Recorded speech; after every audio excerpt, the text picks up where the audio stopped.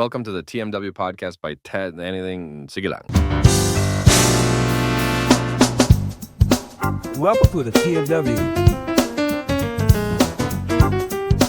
Okay, let's talk. That's it.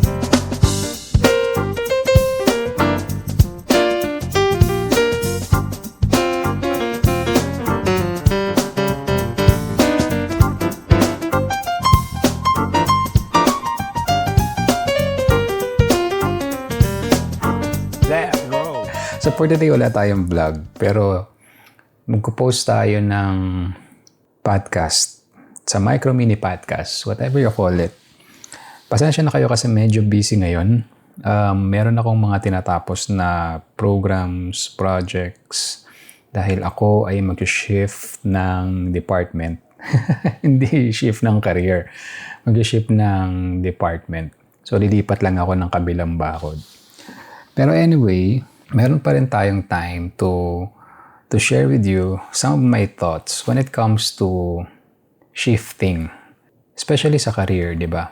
When you talk about shifting, pag tinanong mo yung mga tao, ang naiisip nila lagi, ano yung reason?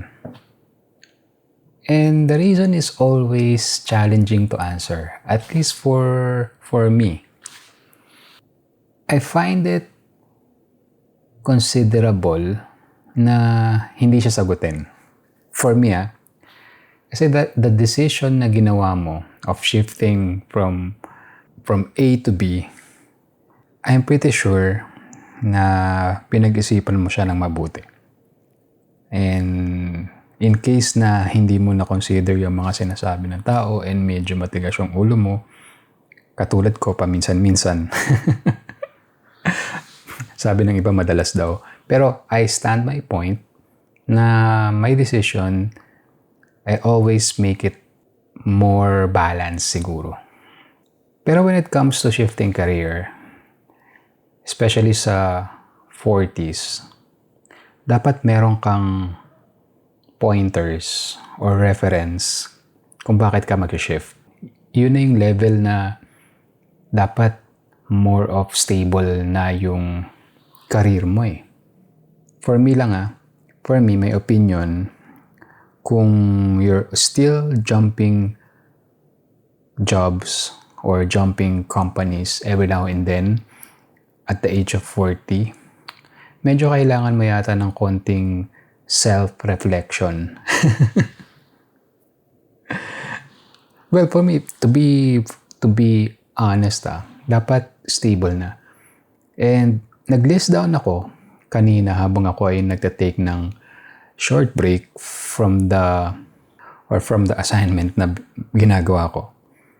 Meron akong mga nilist down na 8 things to consider when shifting careers in your 40s. Kagaya ng sinabi ko kanina, yung unang-una, I think dapat magkaroon ka ng isang way of self-assessment. I think it's valid na sabihin natin na alam na natin kung ano talaga yung ating strength. I-assess natin saan ba talaga yung strength natin. Papasok dun yung skill set, di ba? Do we have the skill set na transferable or replaceable? Or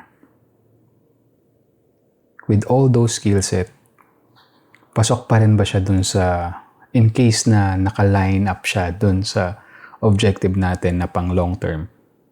Pasok ba siya or aligned ba siya sa passion mo?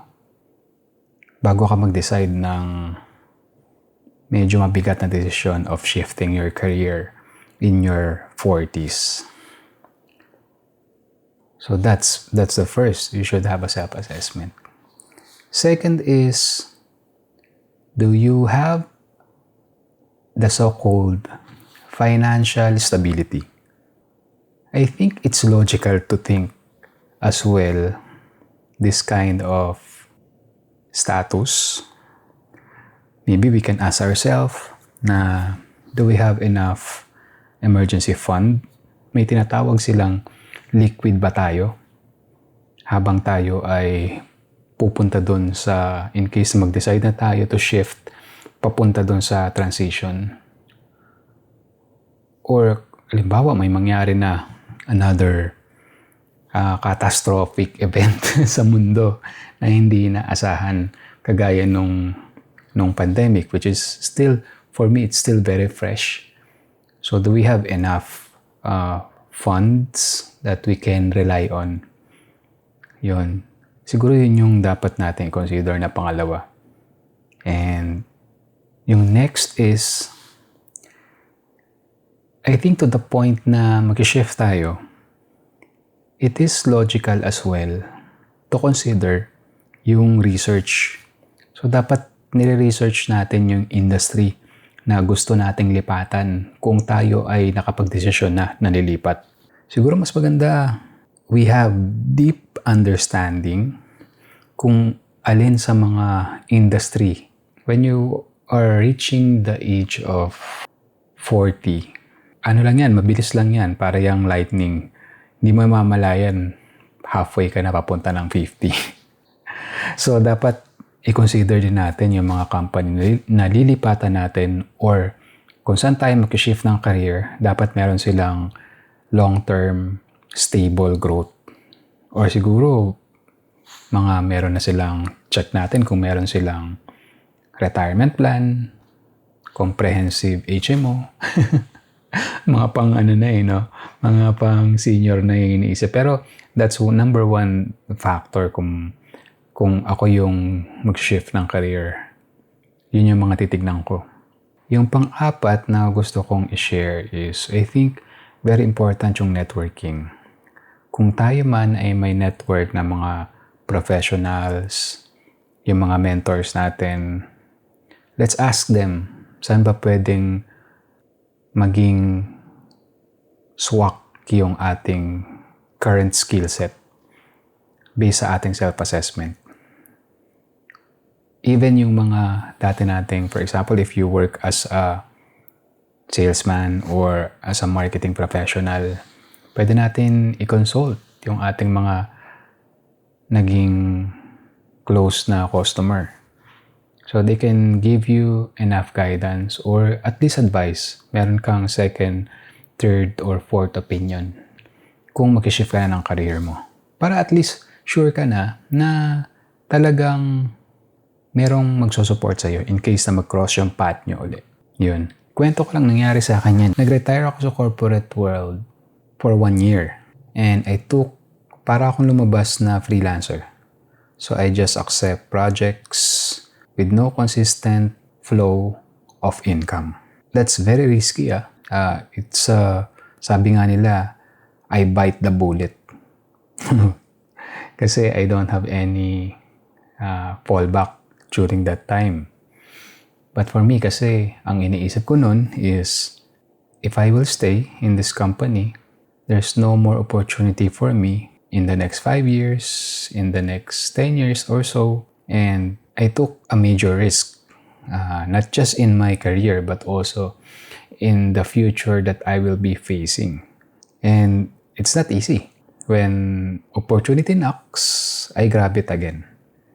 And thankful ako dun sa mga tumulong sa akin. So I consult various connections. So kumausap ako ng mga dati kong customer na naging close ko. Kumausap din ako ng mga ex-colleagues. And also advices from the mentors. That's very important. That's why you don't burn bridges. So yung next na pointers na gusto kong i-share sa inyo is skill upgrade. Alam nyo, sa panahon ngayon, 2025, simula nung naging hype yung AI, they say na maraming skill set or maraming jobs ang matatabunan ng AI, which is happening now. Totoo yun. And AI will stay for good. Hindi siya hype lang. At kailangan nating sumabay sa agos. So we need to ride the wave. And kailangan nating mag-invest. Hindi natin matatakasan yan. The future, sabi nga nila, the future is now. So, there's a lot of online courses about AI. Let's grab it. Merong mga free, meron namang paid na makakakuha tayo ng certification as a proof that we have the skill set of the AI. Merong mga short courses at meron din naman mga comprehensive courses. So, let's not waste that opportunity. Maganda na yung panahon ngayon. Marami ng mga available resources. It's just a matter of choosing which one is reliable and which one that can help our career or career growth. Next is work-life balance. Kagaya ng podcast natin kahapon. Kagaya ng sinasabi ko about work-life balance. Even though we're shifting career, we're still considering na hindi naman tayo lagi maghahanap buhay o magtatrabaho, di ba? So, kailangan din nating bigyan ng time yung ating sarili. Bigyan ng time yung ating mga mahal sa buhay. So, dapat alam din natin yung mga ways kung paano hindi maapektuhan yung oras natin para sa ating mga loved ones. O yung mga oras natin sa ating personal or sa tinatawag na me time. So, kailangan dapat kino-consider natin yun. If ever we have decided na mag-shift na ng career or ng company. Very important yun, ha? And ang kadugtong niyan, kaya dapat merong work-life balance. Yung health natin is also important. Yung energy that we produce is also important. So, kailangan natin bantayan yung physical. Not just physical, also mental readiness. Dahil hindi natin alam, baka maging demanding kung saan man tayo mag-shift ng career or mag-shift ng company. So we have to ensure na we are well-equipped when it comes to health, when it comes to proper energy na ibubuhos natin dun.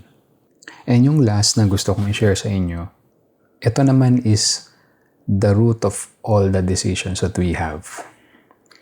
Dapat we have to secure our long-term goals. So whatever our plan, if we will be shifting our career, if we will be shifting companies or transferring companies, i-align dapat natin yung bagong perspective natin kung saan man tayo pupunta na endgame. Yung sinasabi ko na endgame, pag nasa 40s ka na, you're going 50, hindi natin ma-stop yung oras. Dapat tinitignan mo na yung retirement plan. Kailan pa ako mag-stay dito kung mag-shift ako ng company?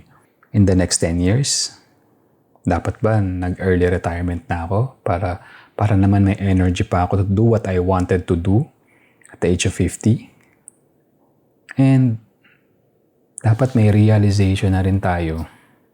Ano ba yung life purpose? Medyo ang corny sabihin, medyo parang sabi nila seryoso. Pero dapat siguro kaya tayo nandito, kung sino man yung mga katrabaho natin, is meron tayong purpose. So dapat ako, on my part, I think yung purpose ko is to contribute to the group based on my expertise. And I'm very lucky kasi yung company kung nasaan man ako ngayon, na-appreciate nila yung strength ko. And they put me in some of the projects. They express appreciation on what I do. And from that experience, I can say that I'm very lucky that I'm surrounded with a good team. Or should I say appreciative team. So yun lang naman yung gusto kong i-share sa inyo na 8 things to consider when shifting a career or when shifting to or transferring to another company when you reach the 40s. So, sana po ay nakatulong ako At sana po meron kayong napulot na kahit papaano.